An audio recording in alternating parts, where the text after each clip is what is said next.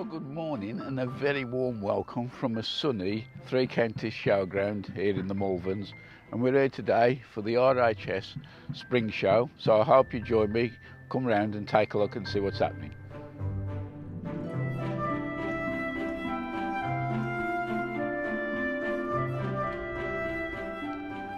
Just a few words before we go and have a look at the show gardens. Altogether there's 7 judges which go around the show gardens, and they're all specialists in different areas of gardening, so they've got their own techniques, and the gardening designers provide a brief to the judges which then they focus on when assessing each garden. There's 8 show gardens in total, and they're all fighting for the various 4 medals, which start from the bronze, the silver gilt and the ultimate accolade, which is the gold medal. Let's go and see how they've got on.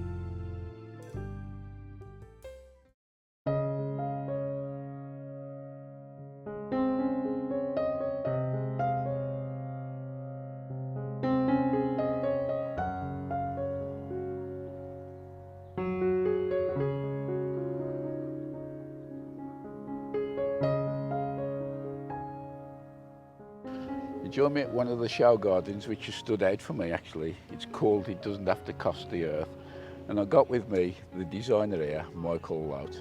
Thanks very much for showing me, Michael. Can you just give us a few words? What was your inspiration behind the design on this?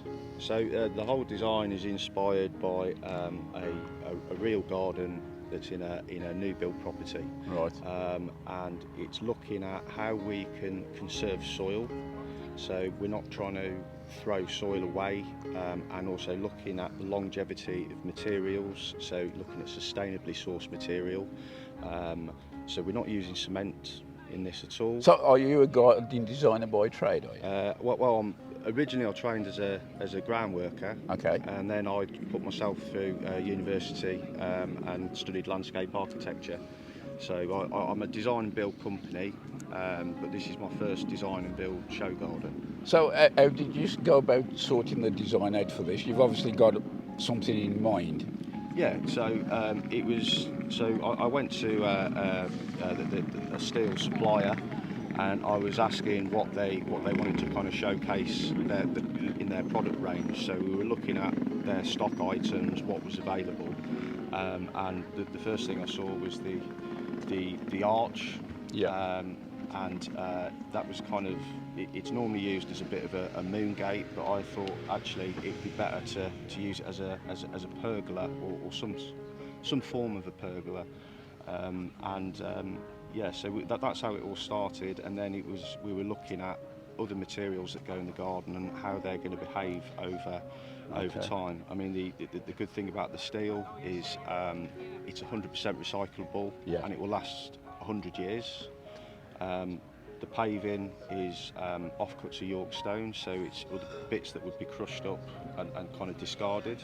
And which waste did you get out of actually excavating all this?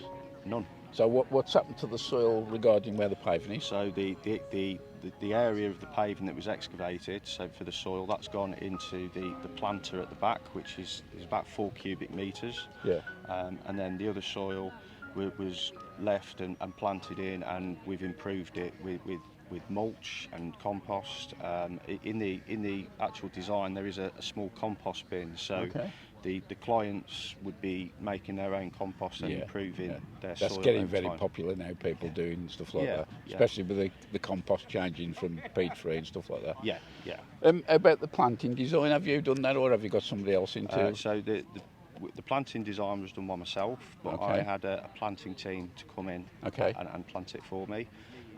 It was looking at plants that will bring in biodiversity back into the garden. So where it was once where there was once habitat, it's all been decimated with the build of the property. Okay. So it's bringing in birds, insects, hedgehogs. And just trying to bring habitat back, really. And this border will be active for all 12 months of the year round, will it? The what? Sorry. The border will be.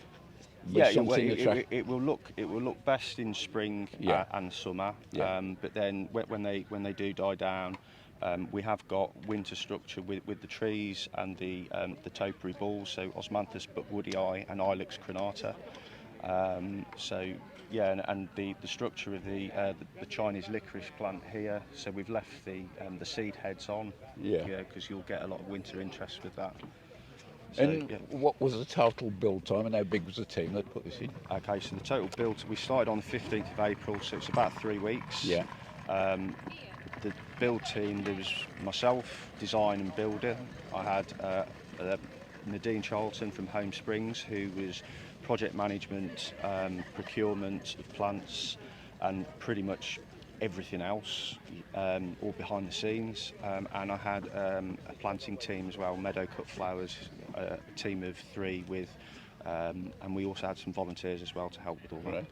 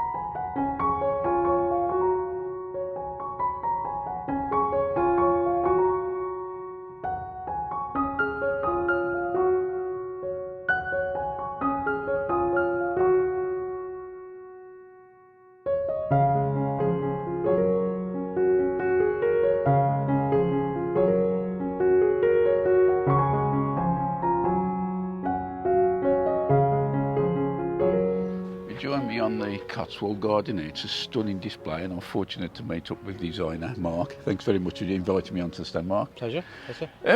Initial looking at the stand, there's 3 definite design areas. What was your thoughts on each section? Well, it's we're a design and build landscape contractor, so it's our 50th year. Yeah. So we wanted to showcase the sort of work we get up to and put that into a show garden. So obviously with that we're trying to sort of include as many details and elements without making it overcomplicated. So that there's got to be a sort of a link between the zones, so it looks like one entity. But Right. obviously we're trying to sort of break it. So we've got sort of the dining space, the lounge area, which is sort of the garden, and then the estate fence, and then breaks the garden to the outer landscape, the meadow and the orchard, and obviously we're having the rill running through the garden, and then connects those sort of spaces. Fantastic. The planting design, I mean, it really blends in the aesthetics and everything. Do you actually do the plants yourself, or do you get another horticulturalist? No, we did it all. So every, I think pretty much 95% or more of plants I actually planted myself. So it's just a case of picking up the idea of the meadow being quite soft and a lot of movement, and then bringing that into the planting scheme. So we've got things like the cow parsley that still sort of waft around, and bringing a few ornamental grasses within to the border areas, so they get that sort of lovely sort of soft textural balance through the whole garden. What's the secret to getting, as I say, there's 3 sections, but they actually like weaving to each other? Yeah, There's no distinct cut-off line? It's just trying to bleed it. So if you look at the planting in more detail, you start to sort of like just cross over. They start the overlap, so there's no definite stop and start. It's a case of just as you start to creep to the next zone, you're sort of just trying to like incorporate a next sort of series of plants, and then just gradually merge them in and merge the ones out, so that the whole thing just like connects in. Because you don't want to be stood here and end up with really 3 separate gardens. Yeah. I wanted to create one show garden that I wanted to try and show what we can do. And so what was your brief actually for the show garden? It's a case of really, you can make your own brief up for this. So we haven't got, but for us really it was like graduate gardens. We're based in the Cotswolds. This is what we get up to, and then trying to create a sort of garden. So my overall concept here was creating a garden for a family with teenagers in an outdoor entertaining space, looking out over the Cotswold landscape, and then trying to work with that. Something as beautiful and as big as this. What was the size of the design team, and what length of time to construct it? I designed it, 3-week build, so it's quite intense, 3 weeks. But obviously we do a lot of preparation beforehand, because obviously if you don't get that right, then it all goes wrong. So a lot of planning before. So obviously, confirming orders and delivery times, and then obviously we do Gantt charts, so that we know each day where we need to be, how many men we need to be on site. Okay. So it is So it's a military operation. It has to be. You haven't got any, because if you get a few days of wet weather, it can really play havoc. So we do try to build in a bit of buffer into the sort of schedule, just in case. But and come on Monday, the sad day, deconstruction. Yeah. What happens to the materials? Well, are these destined for somewhere else? Yeah, Or? because so we design and build, and it's materials that we use readily. The stone walling is going to just get taken down and used in another garden. Okay. The plants will all get used. So and some things have been borrowed. The old coin stones on the corners of the walls, they've been borrowed from reclamation. So there's elements. And I bet that old door. The old door I bought, I was trying to find something that sort of like tick the box, and there's little details that we try to sort of do to make sure it looks like no courtyard behind there. Yeah. So, and little details, the oak lintel with the little lead flashing details, all those little bits then that just give you the extra little sort of like details will add to it, and hopefully then you get the result you need looking for. Well, you're certainly at the mark. Mark, thank you very much for your. Thank you. No problem at all. During the 4 days of the show, people have the chance to be their own judges, and that goes towards the People's Choice Award. This highlights the difference between the critique of the judges and the visitor's personal choice.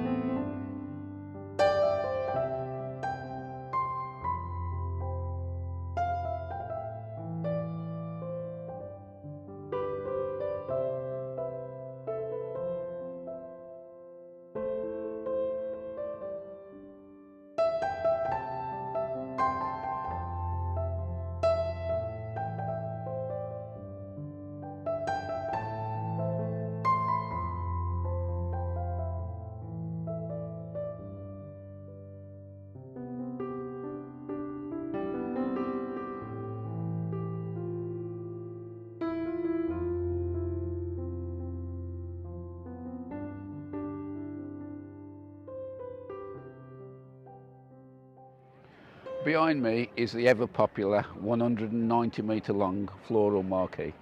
Now the exhibitors in there still come under the eyes and scrutineering of the judges, but they're judged on different criteria based on the plant quality and the quality of the display stand. Looks quite busy in there, so what I'll do, I'll take a few stills, add a bit of music, and I hope you enjoy it. Let's go.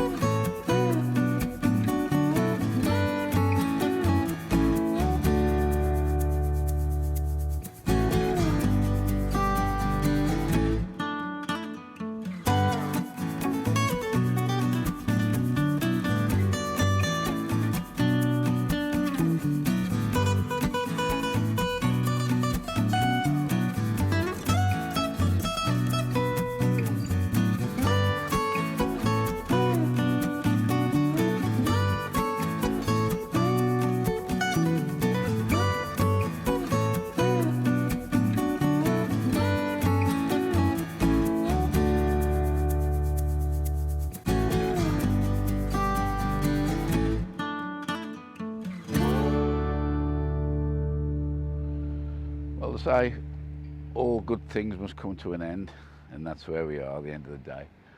Sun's going down now, a lot of the crowd have gone, and I must say I've really enjoyed this one. Last year, for whatever reason, I didn't attend the garden show, and I must say I really missed it. Some shows, if you go on a regular basis, can seem a bit repetitive, but with this Malvern one, there's something there what keeps bringing me back.